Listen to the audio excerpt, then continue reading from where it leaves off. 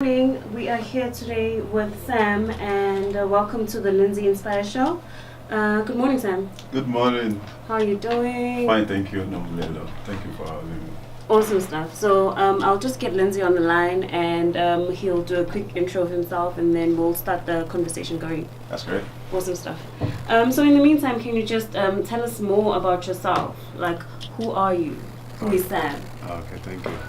My name is, my full name actually is Shamsuddin Akpata, but everybody knows me as Sam Akpata. And I'm a Nigerian. I believe the accent sorted me out already.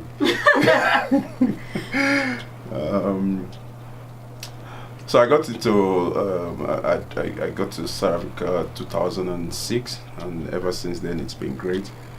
Entrepreneurship has been my passion, although one of the reasons why I came to SA from Nigeria was to continue with my university degree. I was studying computer science, and from there, so that did not happen when I got in, and entrepreneurship has been my passion, and ever since then I was able to register a company called Akpata Concept, and we do website development and related services like hosting domain names, hosting email addresses for clients, and we've been doing that since then.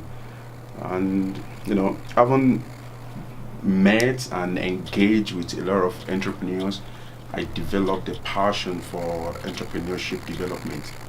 And that has been part of the things that I've focused on the past 2-3 years now, apart from doing websites development and related services under Akpata Concept.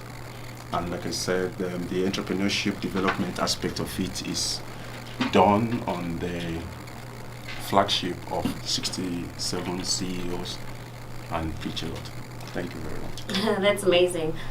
So we have Lindsay on the line. Hello, Lindsay. Hi, Lilo. How are you? I'm good, thanks. For yourself? I'm awesome. How's it, friend? Hey, Lizzie. How are you doing? I'm doing very well. I'm doing very well. Awesome. Thank you for joining us, even though I'm not there, but thanks to technology. No, thank you. Something that you do. Yes. So we are still able to keep in touch. That's true. And thank you very much for the invitation. Thank you for the platform. I'm very, very grateful. That's cool. I don't, because it's Tuesday, so I've decided, the invitation today, let's give the youngsters a chance, and that's why we've given Delo also the chance to run the desk on our own, and then also learn about it, because at the 1873 we're all about empowering. Absolutely. So Lelo is empowered today. It's up to her to decide how long I stay on the line. And if she decides to cut you off, so be it. After all, it's youth month, so she has all the power to do so. Yeah, I also, just to add on, another issue that I would like for you to discuss Yes. is how different is entrepreneurship in Nigeria compared to South Africa? Okay, thank you very much, Lindsay. Well, let me start by saying, first of all, we are all Africans and we share common background somewhere. Nevertheless, I'm not trying to be biased, but the truth is the entrepreneurship drive, if I put it another way, the drive for entrepreneurship in Nigeria is higher compared to South Africa, especially among the youth. The youth in Nigeria, they are very entrepreneurial driven, compared to South Africa. So that's what I've seen. Yeah, Lindsay. Yeah. Are you still on the line? Yes, I'm still here, I'm listening. Okay, yeah, that's basically my answer to that question. And if I take it, yeah. Okay, because what I wanted to say from myself, and it's an assumption, I might be right, I might be wrong. I think for me, the difference is that in in South Africa you can still live even if you're not an entrepreneur. But in Nigeria, life becomes even tougher for you if you don't take up entrepreneurship. So I think that's where the Nigerian drive for entrepreneurship comes from. It's either you have to work or you don't eat. Interesting. Am I right when I put it that way, or is my assumption completely off? No, of course you're right, and it's interesting that you are now the one lecturing me about Nigeria.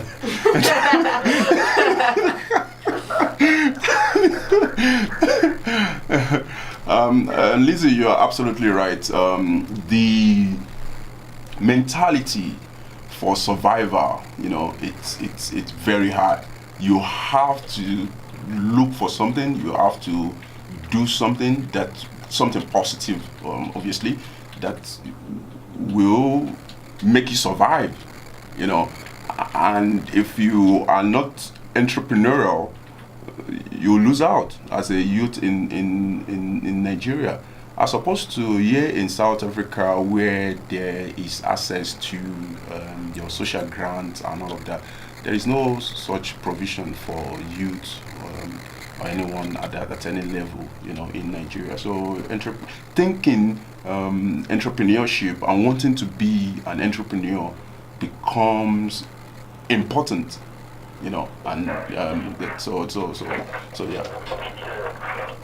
And also, another thing, I remember we had Dr. Richie on one of our shows, and he was saying that the things that we complain about in our country, yes, the things that in the rest of the continent, there's no government that does. So he was saying that the government does for us what the other African countries don't do for their citizens. Yes. And he says that is one of the reasons why when our brothers from Africa come into the country, they succeed because they know that the things that are available, the opportunities that, especially that government provides, we don't take advantage of it. We complain, but these opportunities are opportunities that our brothers and sisters from the rest of the continent are only dreaming of, and we looking at it and we downplaying it.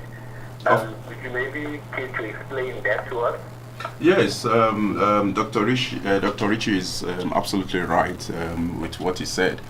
As I mentioned earlier, there is social grants. There is now we have the enterprise development programs. We have the supplier database programs that the government has set aside in line with the BEE compliance and code and all of that. Things like that are not, such policies, are not readily available in most African countries or in Nigeria specifically. And, it will be great for South African youth to wake up at, I'm not saying every one of them is sleeping, but to wake up at greater length and appreciate, like you mentioned earlier, appreciate these programs and then go all out to take advantage of the programs and benefit from them. After all, those programs are created for them. So either the government is now doing enough or not, but at least the platform is created, and it is for the youth to then take advantage of the platform that are created, as opposed to where in other African countries where those opportunities are not even there. Nevertheless, the youth, they make sure that whatever it is that they can lay their hands on, they engage and prosper at it. Oh, okay. So can we talk more about the initiatives that you do? For example, the 67 CEO. Can we get more details on that? Sure. Thank you very much, Ledo. So, having said earlier that more than me being a website developer, I love entrepreneurial and entrepreneurship development, and that's why we created the 67 CEOs.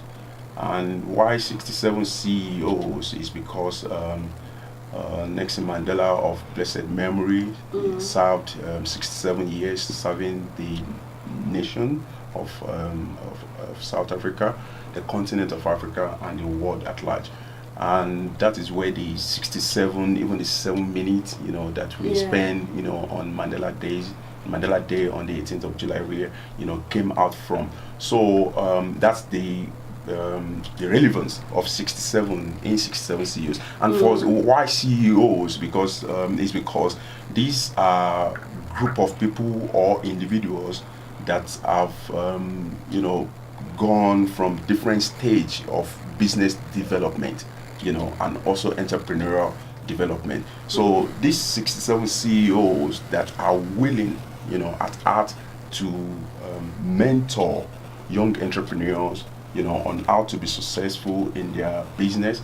We bring them together so we organize events and programs, and we bring these CEOs together, and they mentor and coach the young entrepreneurs on how to design a proper business model and how to scale their business, from the startup stage to the acceleration stage, and up to wherever the entrepreneur wants to take his or her business to. So that's what we do, and we launched last year on the 18th of July 2017, where we were not able to get 67 CEOs, but we were able to get 20 of them. That's amazing. Yeah, it's amazing. I mean, the effort, that went into getting 20 CEOs. I mean, it's something else. These people are very busy. Nevertheless, the ones that are willing, they came and they supported us.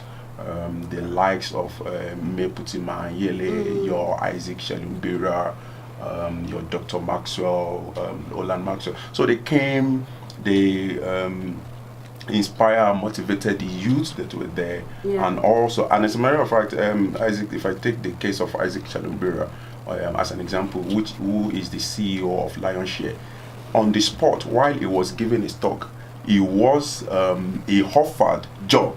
To some, you offer job, you offer jobs to. So those are kind of impact and very active engagement that happen in our event.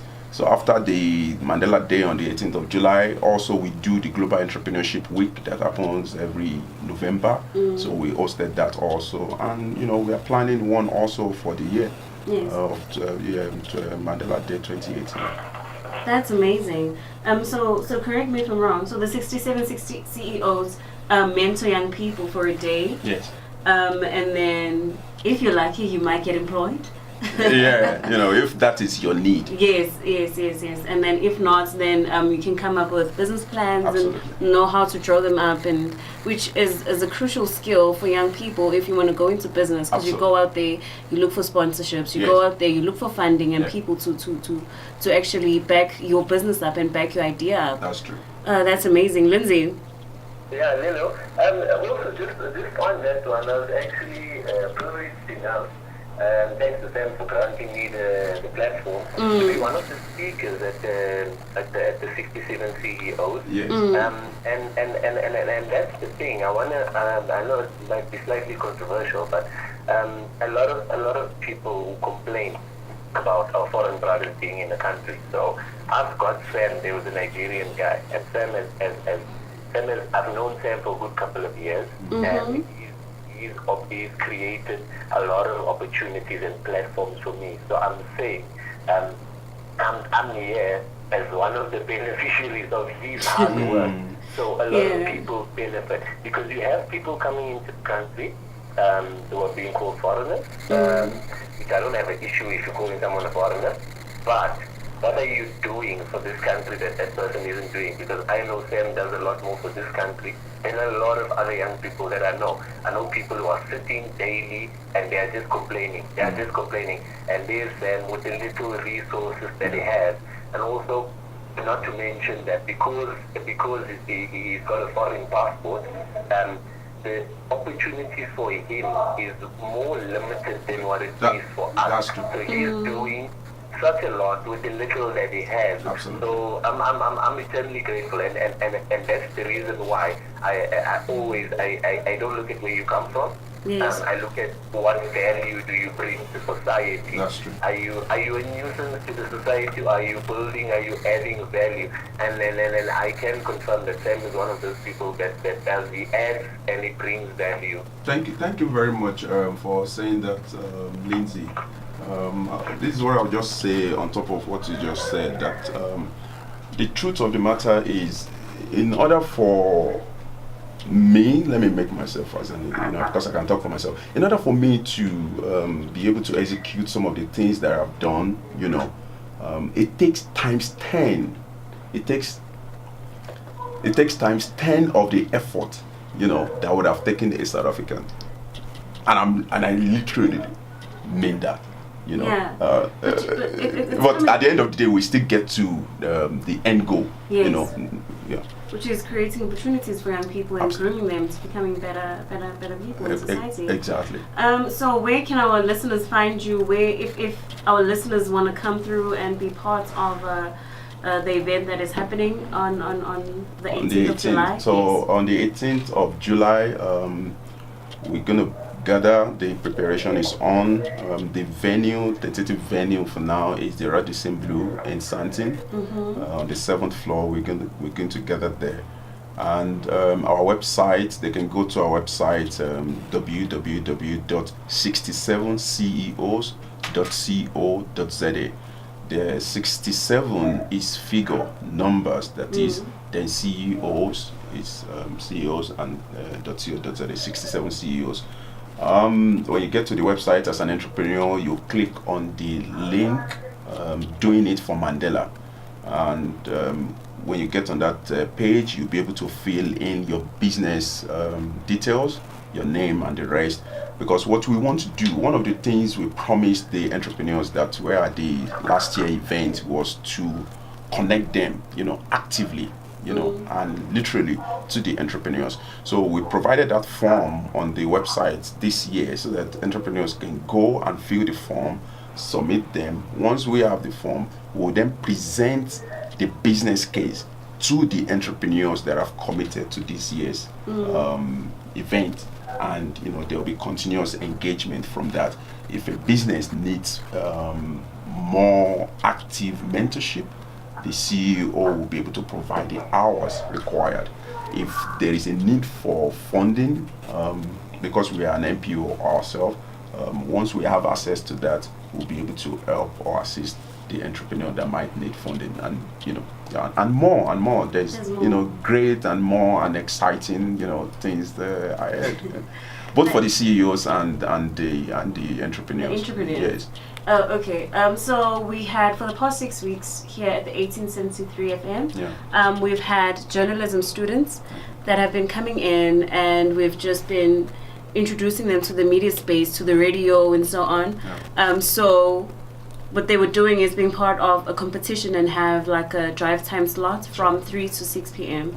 And this Saturday we are honoring the winner. It's like a handover happening. So I want to find out if it's possible that we can get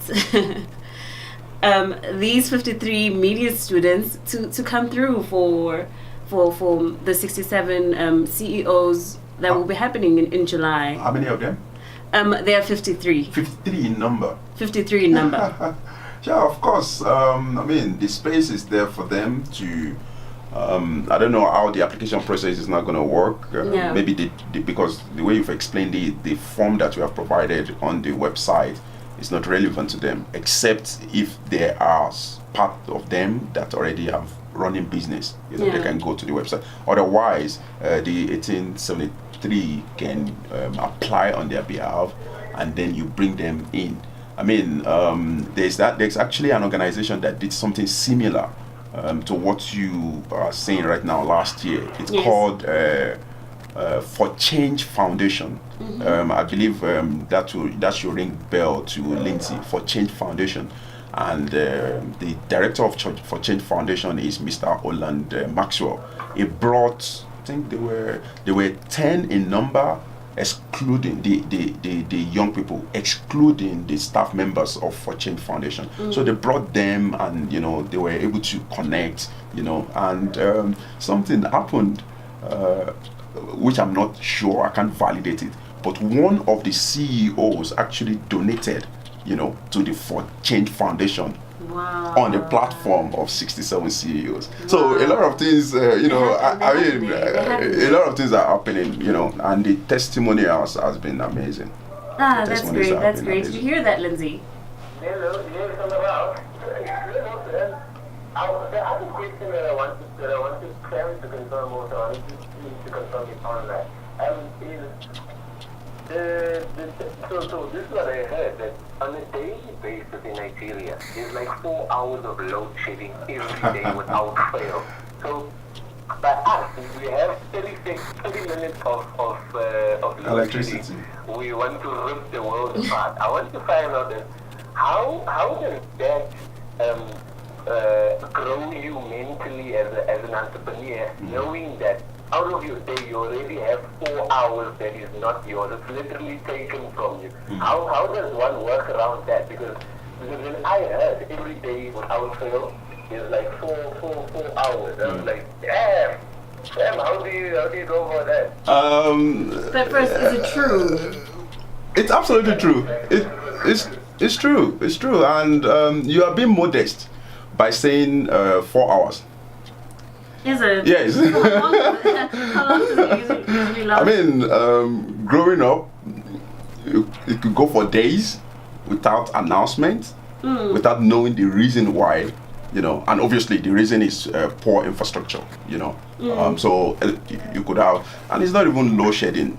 Electricity is off. It's not load shedding.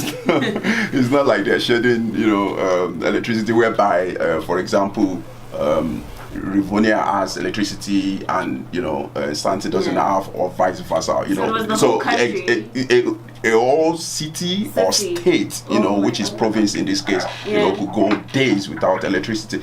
And for us that grew up there, and for those that are still growing up in Nigeria, let me say this: I grew up being used to that. That's the life I knew. So until I got to South Africa, that I experienced 24 hours, even weeks and days and months, of constant electricity. When I got here, I mean, I got into this country when I turned 25. That was so for 25 years living in Nigeria. I knew. Definitely. In a day, electricity was just going to shut down. Exactly, without announcement or knowing the reason why. So, growing up in that environment, I should say it limits creativity, especially when it comes to technology, because you could be working on your laptop or on your PC, which you're not connected to unlimited power supply UPS.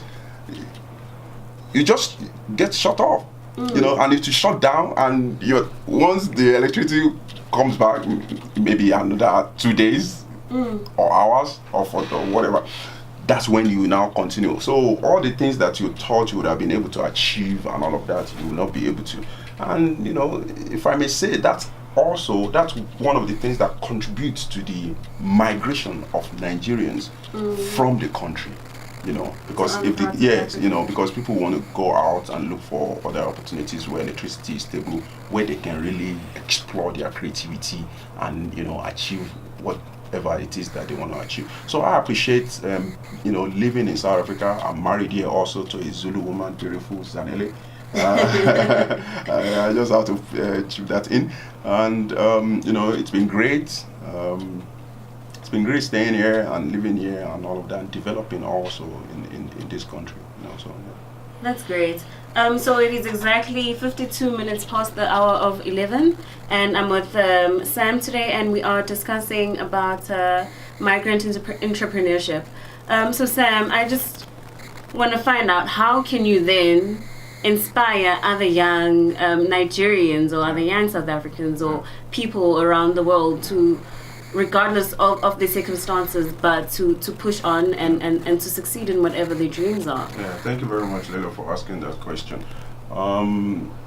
So apart from me explaining, apart from the fact that I've explained what inspires 67 CEOs, the other quote from Nelson Mandela of blessed memory that inspired 67 CEO is Nelson Mandela said, and I quote, "It is always impossible until it is done."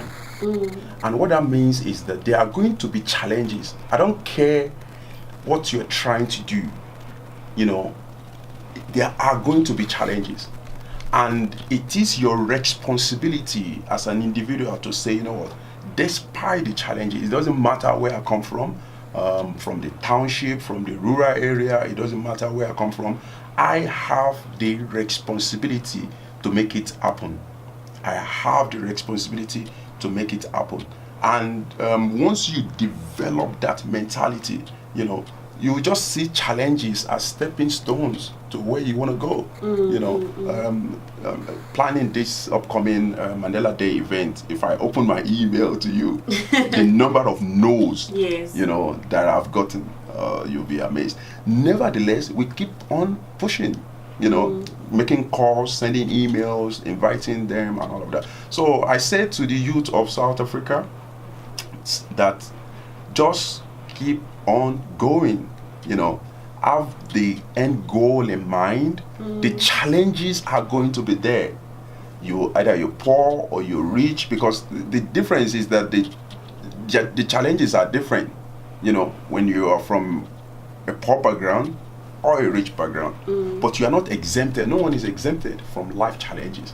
Maybe absolutely you form a poor background, access to finance might be your problem. This other guy that comes from a rich background that has access to finance, maybe whatever it is, could be his own challenge. So challenges are everywhere, but you as an individual has the responsibility to say, I'm just going to go head on and face the challenges and succeed. And obviously, which speaks to why one of the reasons why we set up this platform is look for a mentor. You need people around you that are going to continue to encourage you. I have people around me that are encouraging me. I have people I look up to. Your likes of Bona Mohale, the CEO of BLSA. I look up to him. Your Putima Yele, your Dr. Maxwell, like I mentioned. So all of these people, I look, up to them and the things that they share and the things that they talk about and how they say they've overcome the challenges have, encouraged me to say, if these people are now at the top now, and they said that they came from this kind of background, then it is possible for me. And if it is possible for them, and I believe that it is possible for me, then it is possible for every youth in South Africa and Africa. That's so amazing. That's so amazing. But talking about South Africa, how does a young person living in Cape Town or outside South Africa be part of the 67 CEOs? Like, if I want to tune in, where do I go to?